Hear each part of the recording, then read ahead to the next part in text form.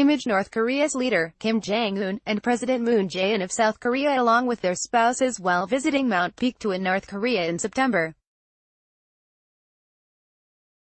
Credit pool photo Seoul, South Korea. South Korea is holding its breath for what its president, Moon Jae-in, has repeatedly said could happen by the end of December, Kim Jong-un's visit to Seoul, which would be a first for a North Korean leader. When the two Korean leaders met in September in Pyongyang, the North Korean capital, Mr. Kim agreed to visit the South Korean capital at an early date. But he has yet to accept Mr. Moon's invitation to visit by the end of December. If Mr. Kim doesn't show up in Seoul this month, it will be a huge letdown for Mr. Moon, who has repeatedly told his people that Mr. Kim promised to try. The South Korean government has been preparing for the visit for weeks. A large artwork showing Mr. Kim and Mr. Moon smiling and shaking hands was even installed last week outside the Blue House, Mr. Moon's official residence. But with only 3 weeks to go, the window appears to be closing for a December visit, and officials have begun sounding less optimistic. And any delay could complicate efforts for a second summit meeting between Mr.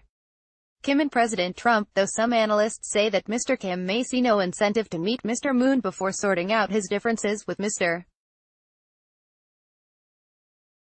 Trump. Our government has been making preparations for an inter-Korean summit in Seoul, keeping all possibilities in mind, a Kim Uikyeom, a presidential spokesman, said on Sunday.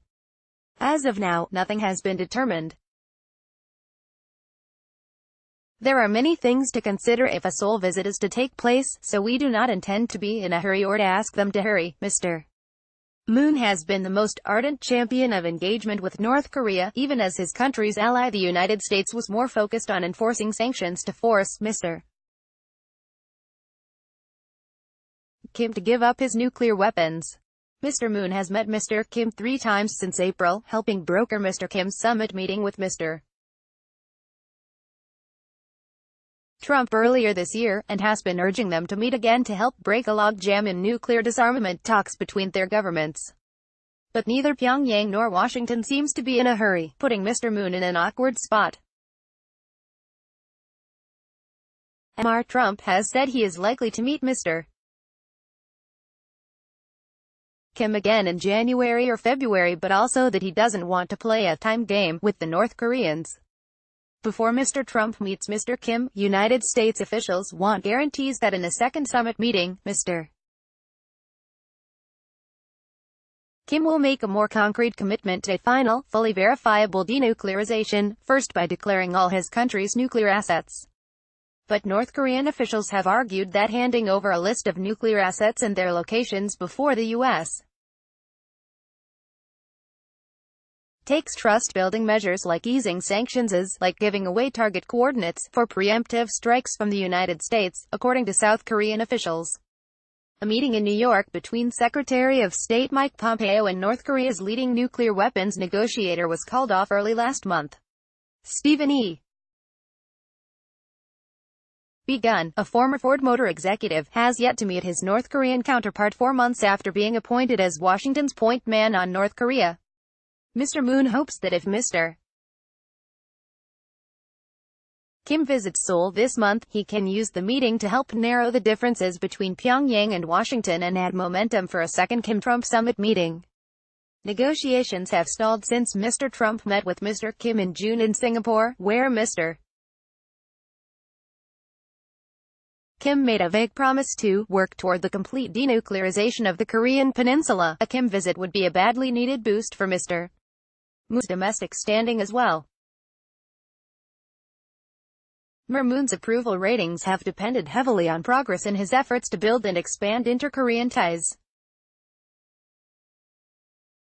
They soared as high as 80% in the wake of his first summit meeting with Mr. Kim in April, but have recently slumped to 50% with deepening frustrations over the lack of progress in ending the North Korean nuclear problem, as well as youth unemployment and other economic issues. A Kim visit would mark a new milestone in inter-Korean relations.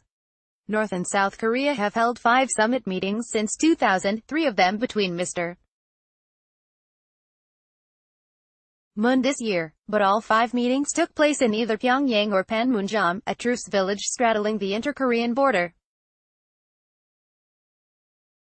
Kim became the first North Korean leader to set foot on South Korean soil when he walked across the border in April to meet with Mr. Moon on the South Korean side of Panmunjom. But he has never visited Seoul. Neither did his father and grandfather, who had ruled North Korea before him. Some South Korean news outlets have surmised that the two Koreas may have already agreed upon the details of Mr. Kim's visit to Seoul later this month, but are withholding them until the last minute because of North Koreans' concern for the security of their leader. Moon's critics say he is spoiling North Korea by appearing too eager for Mr.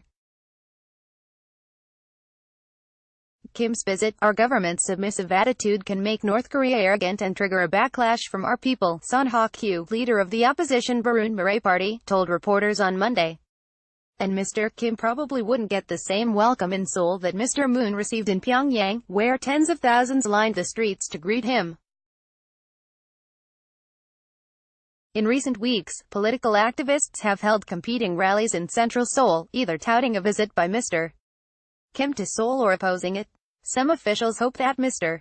Kim will be able to address the South Korean parliament, but conservative politicians have opposed the idea unless North Korea apologizes for starting the 1950-53 Korean War.